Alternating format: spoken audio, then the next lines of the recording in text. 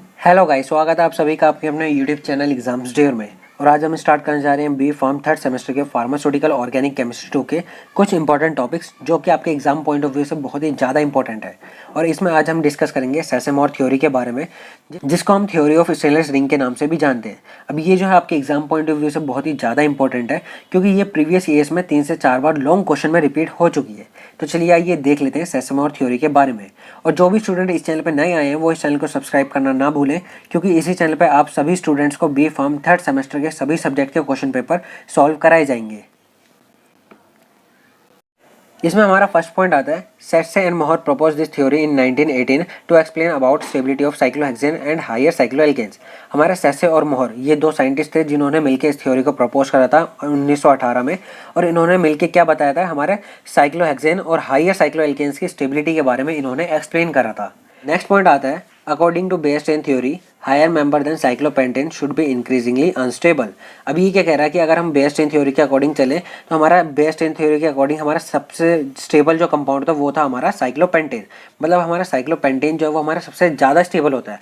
अब जैसे जैसे हम साइक्लोपेंटेन से आगे बढ़ेंगे, जैसे हमारा साइक्लोहेक्सेन हो गया, साइक्लोहेप्टेन हो गया, तो वो जो हम जितना आगे जाएंगे, जितनी ज़्यादा बड़ी रिंग होगी उतनी अनस्टेबिलिटी ज़्यादा हो जाएगी। तो वही हमारा बता रहा है कि जैसे जैसे हम जो है हायर मेंबर्स की तरफ जाएंगे तो वैसे वैसे हमारे अनस्टेबिलिटी जो है वो हमारी बढ़ती चली जाएगी।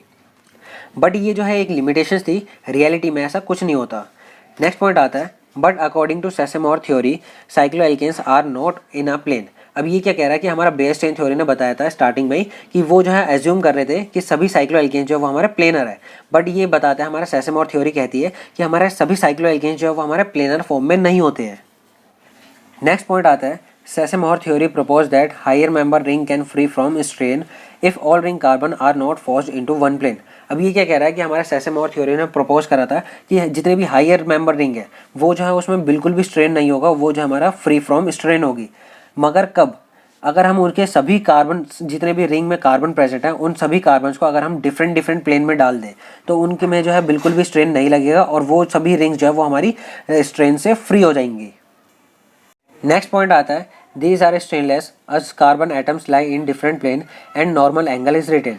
अब ये क्या कह रहा है कि अगर हम सभी कार्बन एटम्स को अलग अलग प्लेन में लाई करेंगे तो वो रिंग जो है वो हमारी स्टेनलेस होगी और उसमें जो हमारा नॉर्मल एंगल जो है वो हमारा रिटेन हो जाएगा। नॉर्मल एंगल हमारा कितना था, 109 डिग्री 28 मिनट्स। तो ये जो हमारा इजीली रिटेन हो जाएगा अगर हम सभी कार्बन एटम्स को अलग अलग डिफरेंट प्लेन्स में हम लाई करवाएंगे तो इसमें हमारा एग्जांपल आता है साइक्लोहेक्सेन का। तो साइक्लोहेक्सेन की हमारी जो है दो फॉर्म्स प्रेजेंट होती है। फर्स्ट आती है हमारी बोट फॉर्म, सेकंड आती है हमारी चेयर फॉर्म।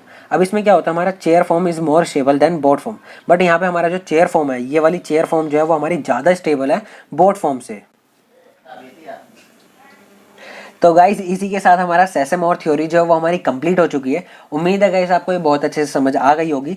और जिन भी फ्रेंड्स को अभी भी इसमें कोई डाउट है वो इजीली हमसे कमेंट सेक्शन में कमेंट करके पूछ सकते हैं।